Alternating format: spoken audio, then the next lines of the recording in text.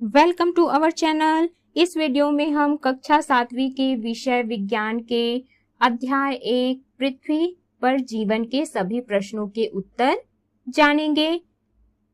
इस वीडियो को सुनने मात्र से ही आपको सभी प्रश्नों के उत्तर याद हो जाएंगे।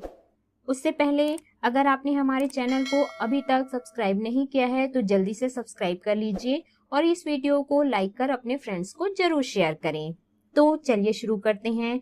सबसे पहले हम करेंगे अभ्यास के प्रश्नों के उत्तर। सबसे पहला है रिक्त स्थानों की पूर्ति कीजिए। क जीवन की मूल आवश्यकताएं क्या है? तो यहाँ पर खाली स्थान में आ जाएगा भोजन, जल और वायु। जीवन की मूल आवश्यकताएं भोजन, जल और वायु है। ख है रेगिस्तान में दिन बहुत अधिक, यहाँ पर खाली स्थान में आ जाएगा गर्म तथा रात बहुत अधिक, खाली स्थान में आ जाएगा ठंडी होती है।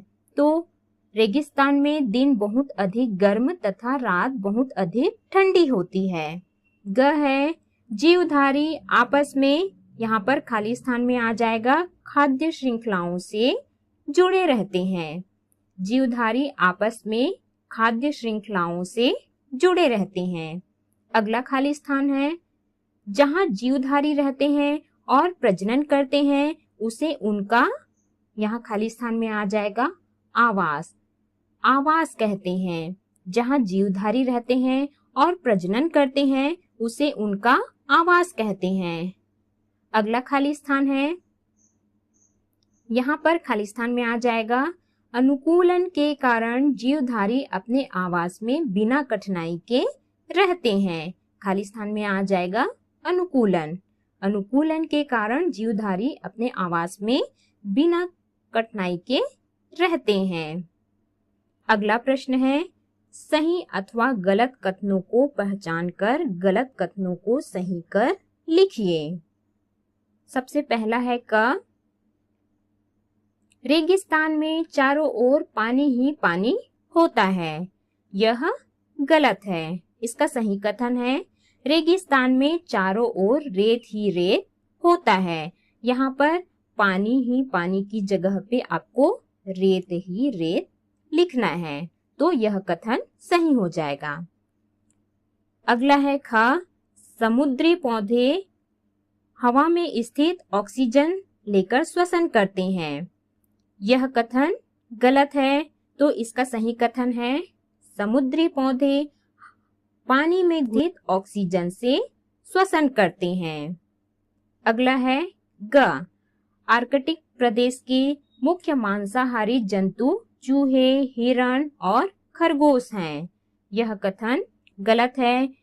इसका सही कथन है आर्कटिक प्रदेश के मुख्य मांसाहारी जंतु भालू, भेड़िए, लोमड़ी और उल्लू हैं। अगला है घ आर्कटिक प्रदेश में रहने वाले जंतुओं के शरीर पर बाल पाए जाते हैं। यह कथन सही है। अगला है अंगा रेगिस्तान या आर्कटिक प्रदेश में रहने वाले जीवधारी हमारे आवास में रह सकते हैं। यह कथन गलत है, तो इसका सही कथन है रेगिस्तान या आर्कटिक प्रदेश में रहने वाले जीवधारी हमारे आवास में नहीं रह सकते क्योंकि वे इसके लिए अनुकूलित नहीं हैं। अब हम प्रश्न तीसरा इनके उत्तर दीजिए करेंगे। इसमें पहला प्रश्न है क छिपकली, घुन आदि जंतु पानी पीते हुए दिखाई क्यों नहीं देते? इसका उत्तर है छिपकली, घुन आदि जंतुओं को भोजन से ही पर्याप्त पानी मिल जाता है, इसलिए ये पानी पीते हुए दिखाई नहीं देते। अगला प्रश्न है ख दीवारों पर उगे पीपल के पौधे को खनिज लवण तथा पानी कहाँ से प्राप्त होता है? इसका उत्तर है दीवारों पर उगे पीपल के पौधे को खनिज लवण तथा पानी वातावरण में उपस्थित आर्द्रता से प्राप्त होती है। अगला प्रश्न है आर्कटिक प्रदेश के अधिकांश जंतु सफेद रंग के क्यों होते हैं? इसका उत्तर है आर्कटिक प्रदेश का अधिकांश भाग बर्फ से ढका रहता है। यहाँ के जंतुओं का सफेद रंग इन्हें वातावरण के प्रति अनुकूलित करता है। अतः वातावरणीय प्रभाव के कारण यहाँ के अधिकांश जंतु सफेद रंग के होते हैं। सफेद रंग इन्हें शत्रुओं से बचने में मदद करता है। अगला प्रश्न है, ऐसी खाद्य श्रृंखला का निर्माण कीजिए जो समुद्र से आरंभ होकर जमीन पर समाप्त होती हो।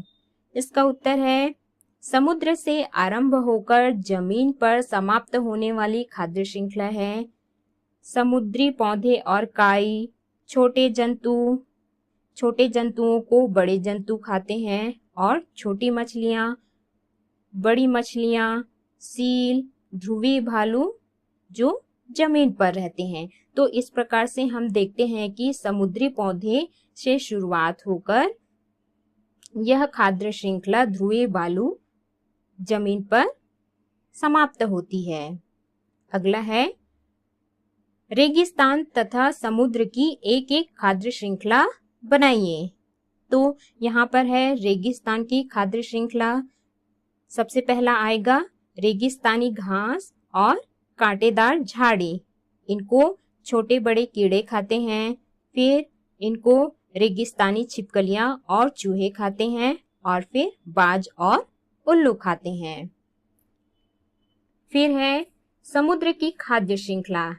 इसमें समुद्री पौधे और काई, इनको छोटे जंतु, फिर बड़े जंतु और छोटी मछलियां खाती हैं। फिर इनको बड़ी मछलियां, फिर इसे सील, फिर इसे ध्रुवीय भालू खाते हैं। अगला प्रश्न है, जीवधारी जिस प्रकार के पर्यावरण में रहते हैं उनमें रहने के लिए आवश्यक परिवर्तन उनके शरीर में हो जाते हैं। अपने शब्दों में लिखिए कि यदि पूरी पृथ्वी पर एक समान पर्यावरण हो तो जीवधारियों पर इसका क्या प्रभाव पड़ता। इसका उत्तर है, यदि पूरी पृथ्वी पर एक समान पर्यावरण होता तो जीवधारियों में विविधता समाप्त हो जाती। सभी जीवधारी एक समान दिखाई पड़ते, साथ ही पर्यावरण में एक ही प्रकार की खाद्य श्रृंखला होती, जिससे जीवधारियों के बीच आपसी संघर्ष बढ़ जाता व प्राकृतिक संतुलन बिगड़ जाता।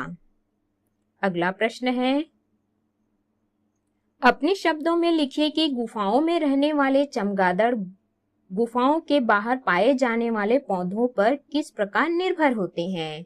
इसका उत्तर है, चमगादड़ अपनी सुरक्षा के लिए ऐसी गुफाओं में रहते हैं जहां न तो सूर्य का प्रकाश पहुंचता है न ही पौधे होते हैं।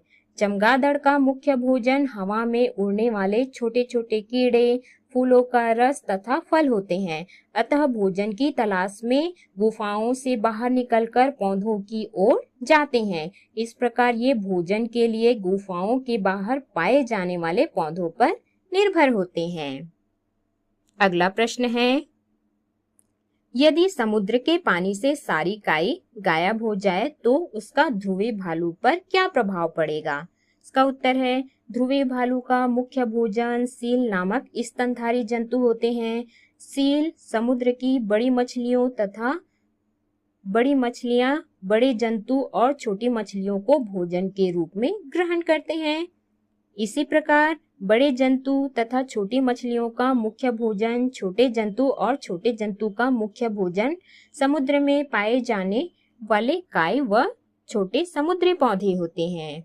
यदि समुद्री काई न रहे तो खाद्य श्रृंखला में आने वाले जीवधारियों को भोजन नहीं मिल पाएगा और वे मर जाएंगे। धीरे से समुद्र की खाद्य श्रृंखला की अंतिम कड़ी ध्रुवीय भालू भी समाप्त हो जाएंगे। तो इस प्रकार से हमने सभी प्रश्नों के उत्तर जाने। इस वीडियो को आपको सुनने से ही सभी प्रश्नों के उत्तर याद हो जाएंगे।